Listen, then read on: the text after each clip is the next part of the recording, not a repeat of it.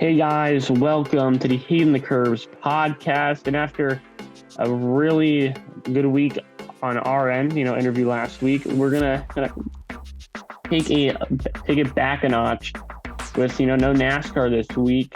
But let's start. So let's review the NASCAR race at Sonoma.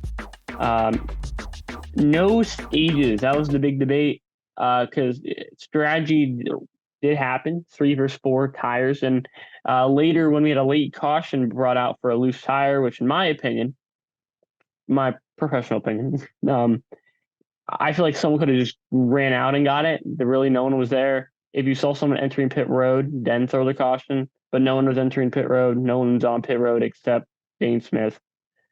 But yeah, that caution allowed strategy to actually kind of change the race. But what was your guys' take on no stages? Just what strategy you would have done and kind of the caution that was brought out from the tire? Start with you, Hector. I loved the no cautions, just outright road course racing that we got. Um, it was it was honestly fun to watch. I know a lot of people didn't like the race, but I think that the racing in general was good. It wasn't anything special, but it was just good. However, the whole tire fiasco, I think that someone definitely could have ran out and gotten it, but it kind of felt forced. It kind of felt like a forced yellow. Like NASCAR just wanted something to happen, and they threw the yellow out. I think that the race could have easily stayed green with someone running out and getting it, but yeah, what am I? What about you, David? I mean, yeah, I could easily run out there and catch that tire, no problem. But NASCAR decided as a way to hopefully get a caution and hopefully get something interesting. It's yeah, I mean, it sort of had some crazy stuff towards the end of the race with some bumping and banging, but overall it was just an okay race, and I'm not gonna Hey, remember it like 5 years from now.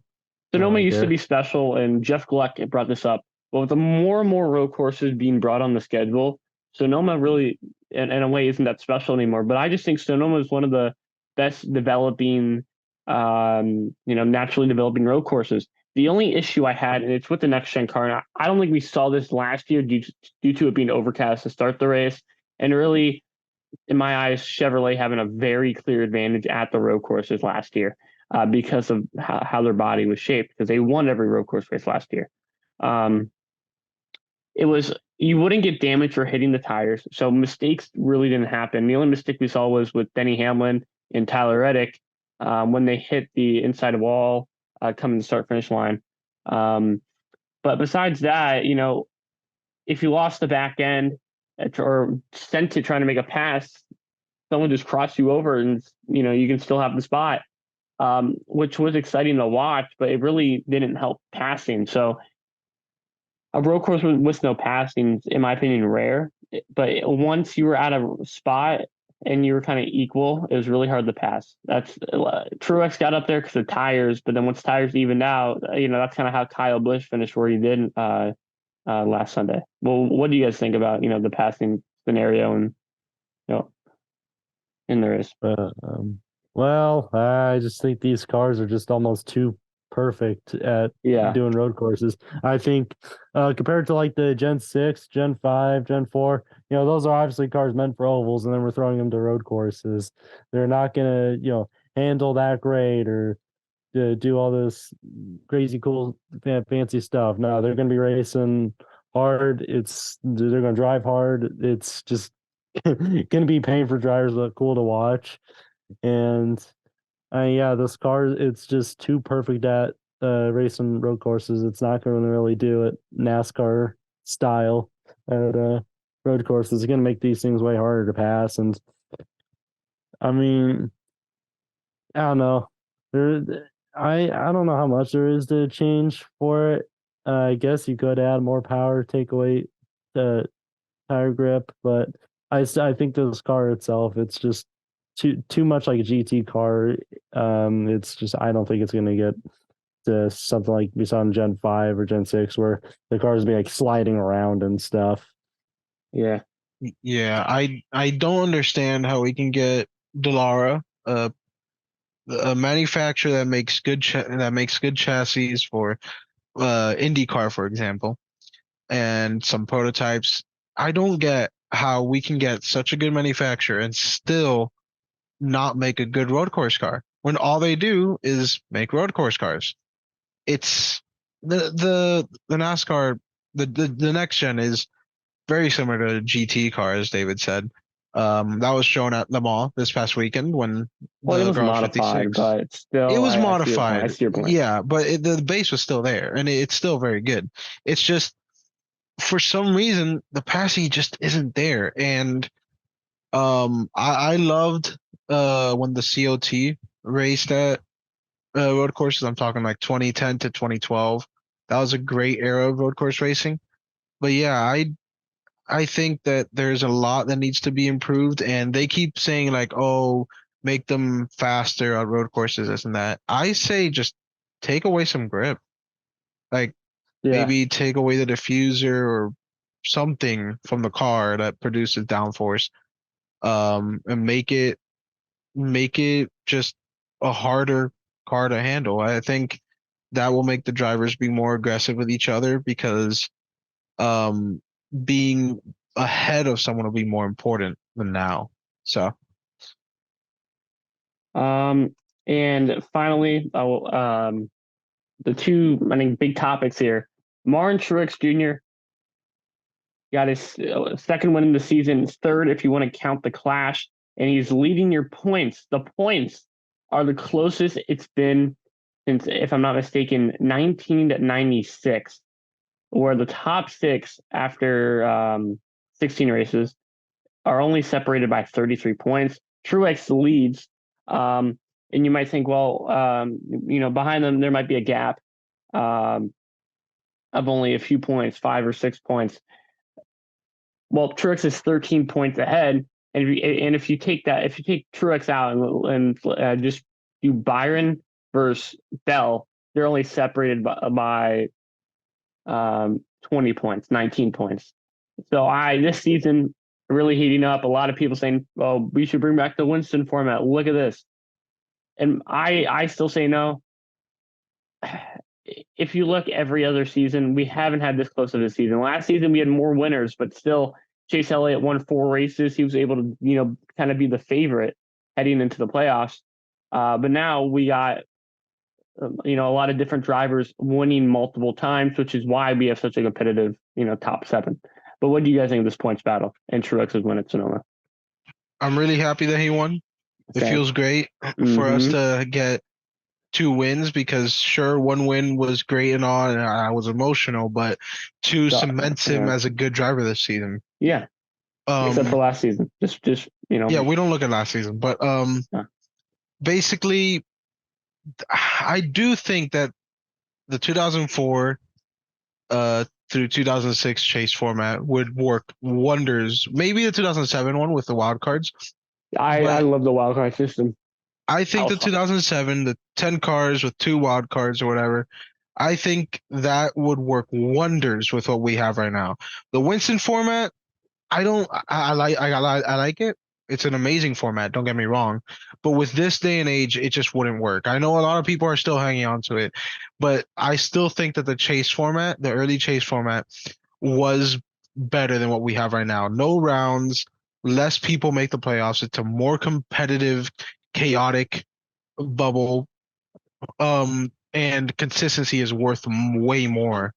I still don't believe that wins should lock you in, but Mm. clearly NASCAR I disagrees. I feel like So 2 wins should lock a driver in, but no, but that's if you look at it like, so if I win once, it doesn't matter. I mean, so I see what you Wins mean. a I win, man. I think it should just be, the old format. If I'm not mistaken, was it 10 drivers and 2 wild cards, or was it 12 and 2 wild cards? I'm pretty sure it was 10, 12 and 10 2 wild cards. drivers and then 2 wild cards. Yeah. So 2013, in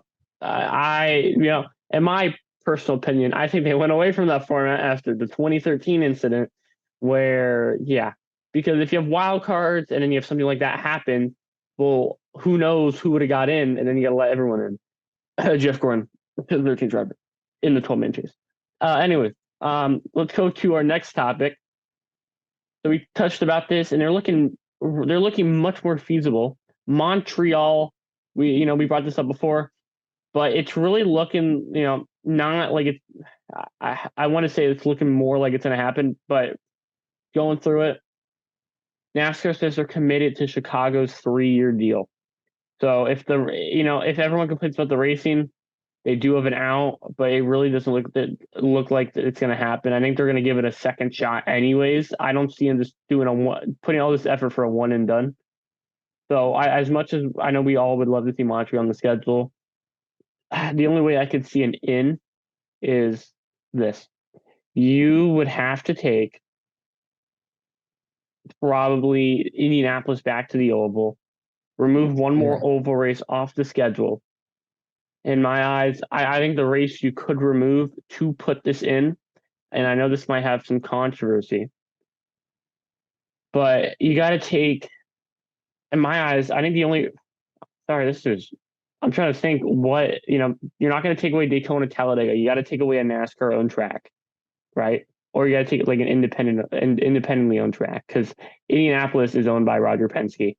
So NASCAR would have to reduce one of its dates, and I feel like the only date would be kind of, Kansas. I don't know what else. That's Kansas. I think is the only NASCAR owned track that repeats. Never mind, Phoenix. Yeah, take away Phoenix. Sorry, I was messing up. Take away the first Phoenix race. Move Indy back to the Oval, break our 400, and then add Montreal. I think NASCAR could work out a deal with Roger Penske, Montreal, and themselves. Although NASCAR will be taking one of its dates away from themselves, I feel like they can, if they can talk with the people who run, Montreal, like kind of how SMI does with Coda, they can get money from it, and it's kind of in the NASCAR partnership. What about you guys? What's your best idea to see Montreal on the schedule? Because it doesn't look like it's going to happen next season with what NASCAR said about Chicago. I think Phoenix loses the finale. They obviously keep the early season date. That makes sense in my opinion. It's a date that has been there for a while, and honestly, it deserves it. Phoenix is not good, but it's not absolutely terrible. Indianapolis goes back to the Oval. I don't know why people hate it. I think it was okay. It was better than the road course. Then we have a rotating finale with a few good tracks. And we fit in Montreal somewhere either in the summer or we put it later in the year, but then the issue falls with the Roval week. Mm-hmm. I know people wouldn't like 2 road courses in the playoffs. I wouldn't mind it. Yeah, I wouldn't mind it, honestly. I wouldn't mind it, but I know a lot of people. If that means Texas off, I think taking Texas off and putting a road course on, I don't think anyone would complain. Honestly, exactly. I don't think anyone would complain in that scenario. But yeah, I still think we need a rotating finale. But tell you that won't happen. I think perfect rotation, short track, a mile and a half, short track mile and a half, intermediate, which my eyes are just between a mile and a half and a short track, and then I would say another mile and a half. I feel like that would be a perfect rotation. I think Phoenix should stay on the rotation, just because while the racing is not good, I've been listening to other people's opinions about it. When we went to Miami, you didn't really see any posters downtown. In the airport, there really wasn't a lot for NASCAR. When I went to Phoenix one year, this was during COVID, they had a show car in the airport. They had the baggage claim, all NASCAR details through the airport. NASCAR. The only other place in my eyes that does the same as Indy, but they have Indy cars in the airport. But Phoenix should stay. It's a good finale just because of how good they promote it. Miami, they don't really do a lot. But Phoenix, this is because the Cardinals suck. This is their one thing, So I feel like it should be Miami, Phoenix. I think, you got your intermediate, you got your mile and a half. Nashville, okay? Nashville will be colder, but I think the short track could work. And finally, I think another mile and a half is Kansas would be too cold. I think another mile and a half would be Charlotte. I think, and I know that's not NASCAR owned, but again, that's a really good racetrack. That's my 4. What are your guys' 4? If you were, or it can be 4th or 2, but what track would you have rotate? Tracks I'd have rotate. I'd say probably. It's gotta be a warm climate. So, if they ever get that Auto Club short track, I'd definitely consider that. I think that would go to the finale. People are wanting a short track finale. Oh, And yeah. the closest short track, basically the only short track NASCAR can go to, quote unquote short track, that it won't be snowing at, is Phoenix. Yeah. Although we go to Martinsville the week before, so I don't know. Martinsville, it does get kind of cold there anyway. So, it's either like those two, like you just mentioned. I'd say either Homestead or, yeah, because there's not really a lot of good places in November. Jeez. Well, yeah. That's If I'm NASCAR, I'm going to try and end that Texas? season earlier, I'm like kidding. mid-October. Yeah. But what about you, Hector? What are your 4? Hector's mic is not working. But so I think Hector would agree with both of ours. But let's move on to our next topic. Just 2 more before we hit IndyCar. Austin Hill is racing Atlanta for Beard Motorsports, and Jimmy Johnson has confirmed that yes, he will drive next season in a Toyota for the first time in his career. He will drive something other than a Chevrolet in NASCAR. Dear God, it's like hell's frozen over, dude. I don't know. Jimmy Johnson and Toyota just rolls off the tongue real nice. With that said, let's move to IndyCar. So as we said last week, Connor Daly, out of a ride. Well, he picked up 2 rides this week. So he's racing Nitro Rallycross for Driver Rival Racing. Ryan Rival Racing, not Driver Rival. Ryan Rival Racing. Hard to say what race is in. Travis Pastrana got him that ride, and then Nice Motorsports, who he has had a connection to in the past, in the Truck Series. Funny enough, he did race in the Truck Series at Vegas with Travis Pastrana in Nice Motorsports cars in the same race. And he's racing at Mid Ohio. I can honestly see him compete for a top 10. In Bit Nile's looking like they're going to stay with Daly no matter what. I would love to see him. I didn't like how it happened, David Daly losing his ride, but I would love to see Bit Nile, just decide, let's sponsor Connor Daly for a full-time Camping World Truck season. I think that'd be amazing.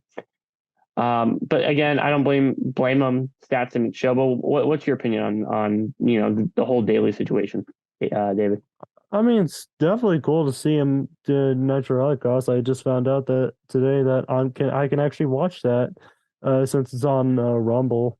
Let's go. Yeah, and so I'm definitely gonna try and watch that. And it's cool to see Daly do Mid Ohio for Nice. I don't think it's gonna. I don't know. He might get a top 20 there, if nothing crazy happens to him. But I think it's cool just to see him go branch out and do these other things. He definitely deserves to be in an IndyCar at some level, but it's just cool to see Connor Daly still be able to do a bunch of racing stuff as well. So I'll definitely be trying to support him. And definitely. Yeah. Yeah. It's awesome seeing him do this kind of stuff. Yeah. What are your thoughts on Connor Daly's new rides? I think he deserves it. He deserves full-time ride in something that he enjoys. I don't know if he enjoys Nitro Rallycross because obviously I don't know him, but bro, I think he does. If you've seen the memes on Twitter, he's at I think he just at least deserves full-time in something that he enjoys, because Daly has always been hopping around between rides and series, and he's shown potential, but for some reason, whenever he's under pressure, he performs. And then as soon as he gets a full-time ride, he underperforms. I don't understand why that happens, but yeah, I still think that he deserves something. I'm a big Daly fan, so Um, and let's bring up some points for IndyCar real quick. So I know we brought it up last week, but we didn't really touch on a subject that I think is pretty interesting, and it is the rookie battle. So currently, there is 5 rookies, but there's 4 full time. R.C. Anderson was a rookie of hailing around the 500, so he's not really in the rookie battle. But Marcus Armstrong on a part-time schedule has missed all the oval races, is leading in Chip Ganassi equipment with 101 points. Agustin Canapino, I probably said that wrong. Sorry, 77 points. Benjamin Peterson, 61 points, and Stingray Robb, the coolest name in motorsports, 55 points. So with there only being 2 ovals on the schedule, if one of these guys, somehow miraculously gets the podium, they could contend. I just see Marcus Armstrong running away with it, and I honestly think Marcus Armstrong is going to replace Alex Palou next season. I think Marcus Armstrong is going to be in the 10, and here this is going to be my prediction, Jeffrey's bold prediction. Until the IndyCar season starts. In a year and a half's time, Marcus Armstrong will be your 2024 NTT IndyCar champion in the 10 with Chip Ganassi the year after Palou leaves. And I don't think, Palou looks like he is set to win the championship again, but Marcus Armstrong he's reminding me of Palou when Palou first joined IndyCar before he went to Chip Ganassi. Mm-hmm. And I don't agree that he'll be the champion. However, he will contend for it. If you think about it, there's some proof that can back it up. Because when Palou won his first title, it was in his second season. Sorry, in his first season, he ran for a worse team and outperformed the car. What is Marcus Armstrong currently doing? Running for a worse team, outperforming the car. And if he does in fact go to the 10, then he will be in the same position that Alex Palou was when he got in the 10 for the first time. Mm-hmm. So it is completely possible that he could get the title. I don't think it's going to happen, but it's also not something that's extremely out there because Marcus Armstrong, as we've seen, is very good. He's part-time and he's destroying the rookie battle, which is crazy to think about because, sure, Canapino is in a not so great car, but Canapino's teammate is 14th in points, while Canapino's 24th, and he had a good start to the season, but then he just collapsed. Mm-hmm. Then Peterson. Peterson is just not doing good. He's disappointed me a lot. I expected a little bit more at least, but the one that hurts me the most is Stingray Robb. Mm-hmm. I'm a big thought he would fan do better of after Grosjean. I saw that car, and after Sato too. That car was top 10 consistently at road courses. I mean, not only that, but he's finished 2 races, I think, and for some reason, I don't know if it's luck or if he's just that bad, but he's just not doing good. He's only finished 2 races. 2. Really? I'm looking at it right now. Wow. He finished Long Beach and Detroit. That's it. Thanks. And his best finish wasn't one of those. He got 16th at St. Petersburg when he DNF'd. Wow. So I don't just having an atrocious season. I'll be honest, I haven't. The only time I've seen his name is when I'm playing the Draft Masters 2, and his name pops up there. So I don't even ever see him on track. I mean, he almost he's missed last the 500 too. It's ridiculous. Yeah, he's last of the full-time cars. Yes, I thought not just rookies. No, not just rookies. Out of everyone, he's 27th in points. Ray Hall's in front of I blows my mind, and Ray Hall missed her. He's only he's less than 20 points ahead of Takuma Sato, who's ran 2 races. And if Takuma finished one of the races that he did, because he got 7th in the 500, but Texas. If he finished Texas, then he might have been ahead of. He would be ahead. The way he maybe even Peterson, maybe Yeah. because Peterson's not far ahead. So But- the point is that underperforming massively. yeah. I don't see Peterson. I think just because of how good he did during the 500 week for AJ Foyt, I don't think he's going to go anywhere. But Stingray Rob's got to watch out. It's going to be weird. Yeah. I'm not sure if he's going to get another chance. And finally, let's move to F1. We talked about IndyCar points last week, so check out last week's podcast if you do want to listen to those. But we will also talk about the IndyCar points battle next week. The F1. So Sebastian Vettel is replacing Max Verstappen at Red Bull. I'm kidding. I wish. But he is going back to Red Bull in a way. At Nürburgring, he will drive his championship if RB12, if I'm not mistaken, Formula One car at the Nordschleife. So that's really cool to see. And another news is the release of F1 23. So non-racing news off the racetrack, but you guys excited about those two? F1 coming out, and then Vettel back in his championship car. For the Vettel one, that would be really cool. I'm excited to see that. Yeah. As for F1 23, David, you don't have it yet, right? No, I'm probably gonna get it this Saturday. Probably. Nice. So. Yeah, I got it. The early release thing. Honestly, it's a very big upgrade from F1 22. F1 22 is known as one of the worst like F1 games in the last like few years. Obviously, it's not comparable to something like F1 2014, but it was a pretty bad game. It was full of glitches and just a lot of inaccurate things. But F1 23, honestly, it's a pretty big upgrade. In my opinion, out of the recent games, it's still very slightly behind F1 2020. But the fact of the matter is that it's comparable to it, and F1 2020 is very good. But F1 23 is a pretty good game, so that's gonna help a lot in the whole young fan base, I guess.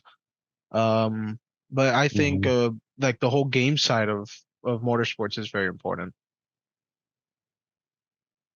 Yeah. Well, NASCAR needs to learn from. Sorry, my bad. You go first. I was gonna mention something about the whole Vettel thing. Max Verstappen wanted to go there, but Helmut said, "No way, dude," because it's a Nürburgring, and Max would probably full send it.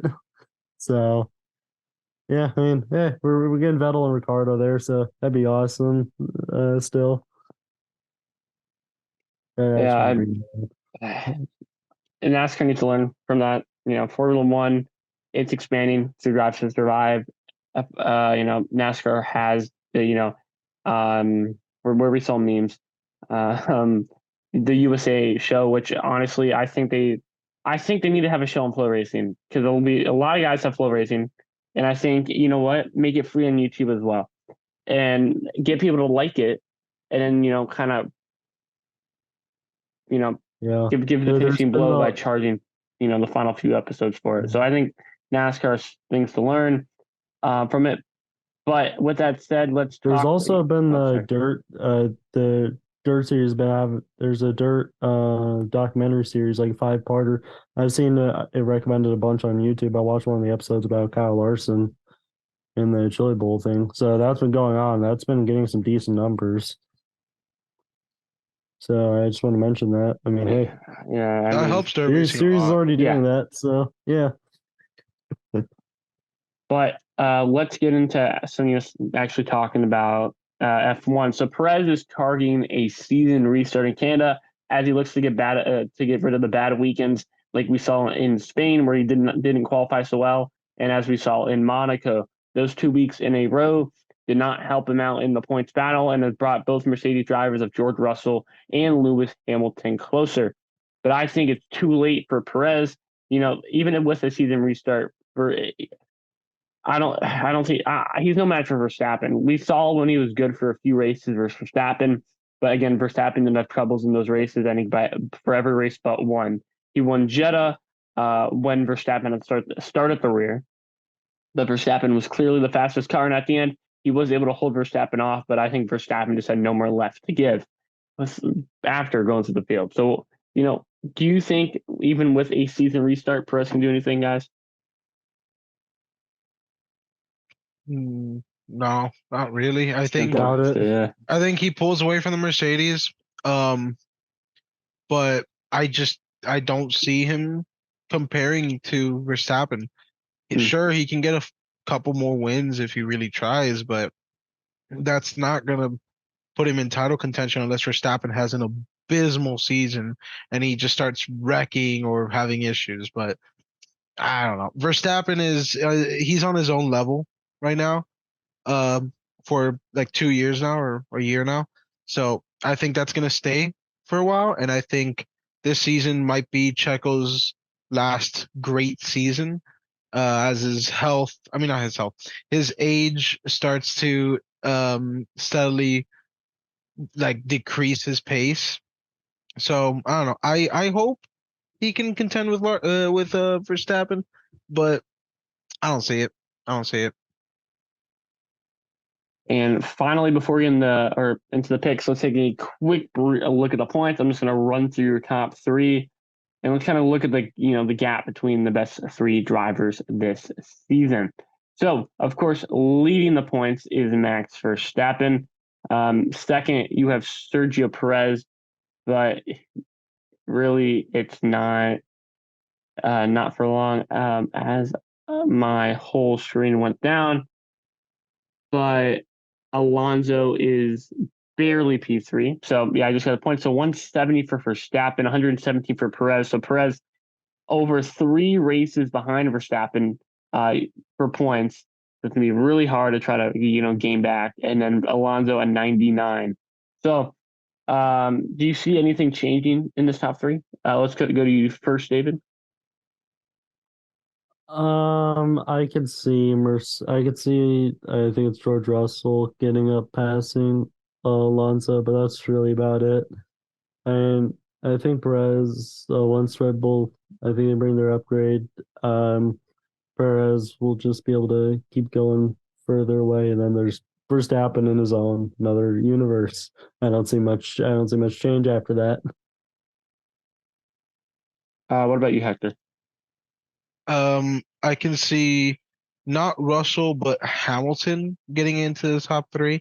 However, honestly, if Checo keeps what he's doing right now for the rest of the season, let's just put the hypothetical that he does this for the rest of the season, just continuously messes up. I could see Lewis sneaking in a second in points with Checo I could see falling to it. third. But for now, I'm just going to say Max, Checo, Lewis. I think that's going to be the top 3. I got to agree with Hector. Adding Max, Checo, Lewis. Aston Martin has gone on to a hot start, but I really think they're going to start to falter with upgrades. And with only, I think, one driver consistently running up front, I don't think anything's going to change. But with that said, let's get into our picks. But let's start with IndyCar because there's no NASCAR this week. So you guys get an off week from picking, but Hector did win yet again. I came a close second with Buscher, but IndyCar, 55 laps, 220 miles around the 14-turn Road America circuit.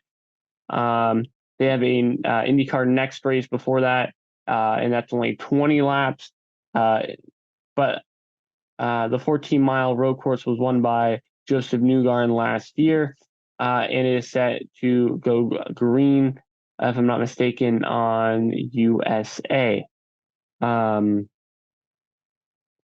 but with that said, let's get into it. So first up, if this is from, I'm trying to find the order. Trying to. There we go. I got it. So starting first is me with Ferrucci. So I get first pick. David gets second. Hector gets third. So my pick for IndyCar at Road America, I'm going to go interesting here, but it's just a gut feeling. I think Roman Grosjean finally breaks out and gets the win. he's been searching for the whole season. David.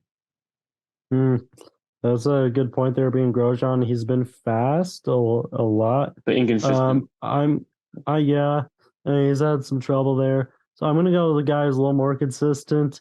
Who's also Joseph Newgarden. So yeah, Good. Bro, I think you've picked him here 4 times this season, 5 times this season already. Hey man, he's been doing well. So okay. Yeah. I would love if what Jeffrey said comes true. I would actually prefer it over what I'm gonna pick. Willpower. Alex Palou. One of those two. But I've picked. I know David has picked Newgarden a lot this season, but I've picked someone a lot too. Alex Palou. Just pick Alex Palou already. I think. Well, I mean, okay. Here's the thing. Unbelievable. I personally don't think he's gonna win. It's just that's why you're picking him. There's so many contending drivers, but Alex is just so consistent. You believe this guy? You believe this guy? Well, watch it. Palou's just gonna dominate. He's gonna lead all the laps, dude. I think he's gonna get a podium, but I'm gonna bank on him. Let me guess, Jeffrey. You and my driver, we're just gonna take each other out lap 1. Exactly. Well, Grosjean likes hitting other drivers. I see it. I just see it. With that said, Canada, it's looking like we're gonna have a rain race at Canada. Hopefully, cross fingers. With the smoke moving out, the rain is coming in. That was a really good transition. Okay. Ooh. Sorry. Well, 70 laps at Canada around the 4.3 kilometer. What is a kilometer? I don't know, dude. What is it, bro? On June 18th. Your previous winner was Max Verstappen. Wow, I didn't even have to look that up, guys. Believe it or not. Yeah. But with that said, did we race here last year? Yes. I don't remember. I really didn't look this up. Yeah. Well, Max Verstappen win. With that said, I picked Alonso. Hector picked Verstappen. So Hector won that. And David picked Sainz. This was for Spain. So it's it was close between Sainz and Alonso. I'm not sure who finished ahead of the other. I'm pretty sure it was Alonso. No, it was Sainz. So I get first pick for F1. I'm going to pick Max Verstappen, guys. Whoa. Wow. Talk about surprise. There you go. I went a little bold for you guys. Thanks. Next is David. Wait till he wrecks out. Okay. Wait till Verstappen. Fine. It's fine. Then I'm going to go a little bold. I'm going to say George Russell gets it this time around. I like that. Yeah, I think in the rain he could possibly pull something great. I don't know. I mean, it's possible. How about you, Hector? I'm gonna go a little reserved, but okay. There's 2 options here. I mean, last season this guy qualified very good, but then fell back in the race. That was Fernando Alonso. But also there's a Red Bull still on the table. But said Red Bull is the one that keeps messing up. I'm gonna go reserved, and I think that Checo will get a solid P2 for me. Well, that's said. More like a solid spins out on lap 2, or break its transmission. Yeah, something's gonna happen. But another thing that needs to happen is this podcast to come to an end. Thank you for tuning in. Again, make sure to tune into our interview we had with William Sawalich just a few weeks ago. And thank you for tuning in. Yeah.